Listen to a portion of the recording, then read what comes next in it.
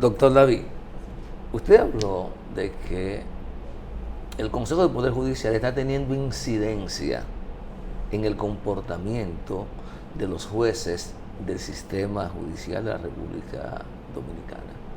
No me quedó claro el por qué, porque ha de suponerse que el Consejo del Poder Judicial, en esa parte que tiene que ver con el conocimiento y fallo de los casos que le llegan a los diferentes tribunales, incluyendo la Suprema Corte de Justicia, no es materia ni competencia del Consejo. Entonces, ¿cómo es que tienen tanta influencia, según su criterio, que hasta en temas tan importantes como los fallos, hay que tomar en cuenta qué piensa el Consejo del Poder Judicial? Sí, eso no se previó que ocurriese así, pero en la práctica es lo que ocurre.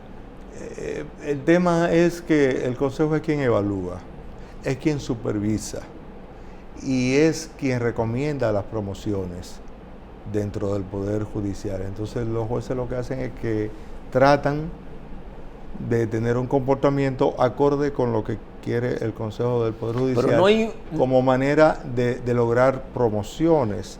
Incluso se dice que aquellos que dan fallo aferrado a la técnica seca del derecho son los que tienen dificultades al momento de la promoción, porque entonces no tienen el aval, no tienen el visto bueno del Consejo, y entonces ha habido ese desplazamiento. Pero existiendo una ley orgánica del Poder Judicial, existiendo reglamento, ¿cómo es entonces que hay que cumplir con los criterios del Consejo y no con los criterios de la ley? Todavía sigo perdido, doctor. Sí, porque nuestro Poder Judicial es muy débil, nuestra institucionalidad se disuelve como la sal en el agua cuando de poderes se trata.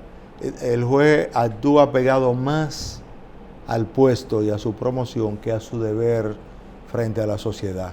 Es un problema de falta de institucionalidad. Incluso algunos lo atribuyen al tipo de capital humano que se escoge como jueces. Se habla de que la Escuela Nacional de la Judicatura es una escuela integrada por jueces con muchas deficiencias, que son los que están educando a los futuros jueces, y ellos se retroalimentan con base a lo que ha sido el éxito de unos y el fracaso de otros, no en criterios apegados a principios, a ética y al deber frente a la sociedad. Entonces el juez termina, en lugar de sentirse obligado frente a la sociedad, termina sintiéndose obligado con aquel de quien depende su promoción. Esa es una realidad que tenemos y que es muy difícil de superar hasta que no haya una cultura judicial en República Dominicana, y precisamente ahí es donde nosotros tenemos diferencia con el presidente de la Suprema, quien cree que la justicia virtual es la salida. Nosotros entendemos que no, que para lograr una cultura judicial se requiere que la población participe de los procesos judiciales, que la población sepa lo que hacen los tribunales, que conozca de sus fallos, que socialicen sus fallos de manera presencial, para que la culturización jurídica que necesitamos, para que la sociedad misma quede en capacidad de cuidar a los jueces, de proteger a los jueces y de ver cuál trabaja y cuál no, sea posible hacerlo. Pero en el escenario actual no es solo que no existe, sino que la propuesta de digitalización de la justicia nos aleja de ese objeto. ¿Y cuáles serían los criterios básicos, objetivos, que habrá de tomar en cuenta al momento de hacer las evaluaciones de los jueces? ¿Por qué se evalúa un juez? ¿Por la cantidad de fallos que emite en su despacho? ¿Por la calidad del fallo? ¿O por qué? Bien, Desde la época de Subero, que se habla de que fue la primera reforma judicial, es por cantidad. Esa es una crítica que se ha hecho. Cuando Subero, esa fue la línea y sigue siendo en la actualidad la línea. Nosotros somos partidarios de que sea por calidad y por criterios, porque no solamente es que tenga calidad el fallo, es que tenga criterio. Porque, por ejemplo, para llegar a niveles como lo de Francia o de España o de Estados Unidos, donde el abogado tiene incluso que estudiar la figura del juez, tiene que estudiar y saber cómo piensa un juez para saber qué le somete y cómo le somete.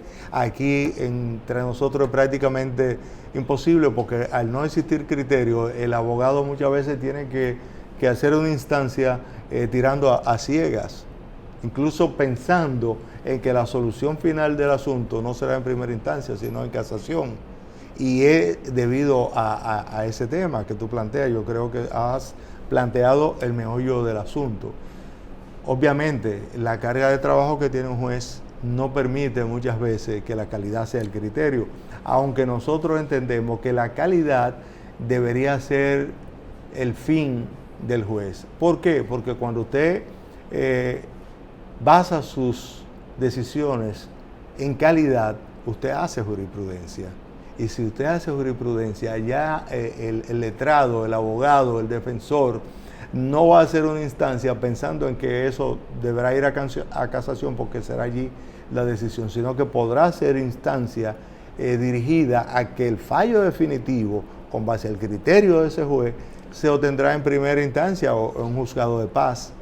Lo que ocurre es que el juez dominicano no es un juez del juzgado, es un juez de la promoción, es decir, el que está en el juzgado de paz aspira o tiene como norte llegar a primera instancia para de primera instancia llegar a apelación y de apelación a casación. Y todos estos tres niveles ahora todos quieren llegar al constitucional. Entonces ahí hay una distorsión que también el sistema tiene que lograr, que el juez natural sea el juez del justiciable. Aquí no, aquí hay una movilidad en donde a veces los fallos que producen mayores comentarios no lo da un juez titular, lo da un juez sustituto, porque a veces el juez sustituto es más agresivo que el titular, increíblemente. Antes de Iván ni entre con sus preguntas, aquí hablamos mucho de la influencia que tiene el poder político en todo el aspecto de la judicatura y del Ministerio Público.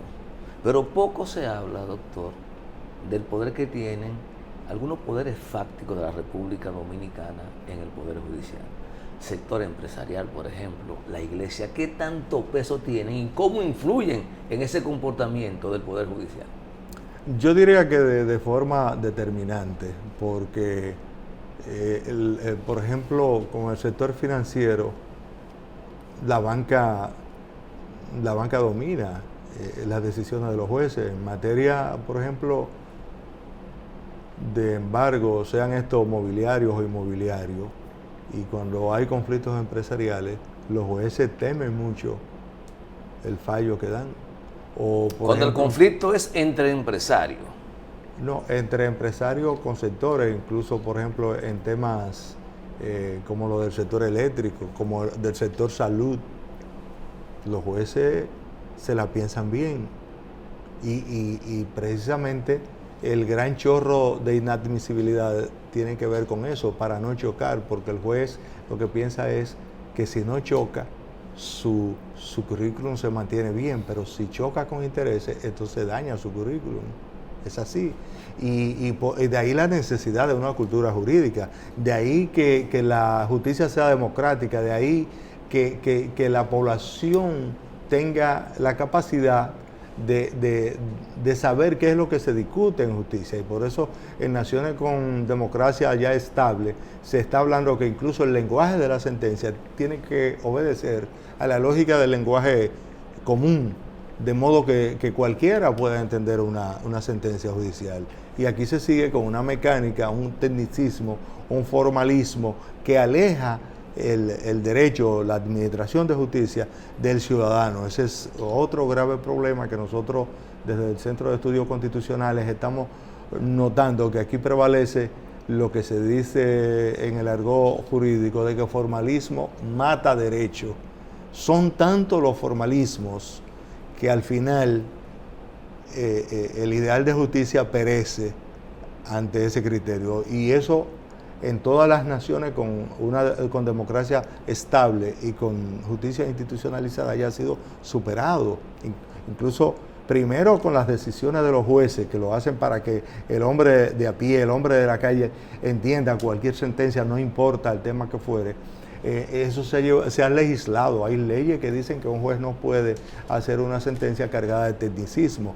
En el caso dominicano, cualquier incidente procesal formal, no de fondo, de forma, te tumba un derecho, y los jueces te dicen, bueno, acuda al siguiente recurso, pero si el hombre de a pie no tiene recursos y no puede seguir, ¿qué pasa?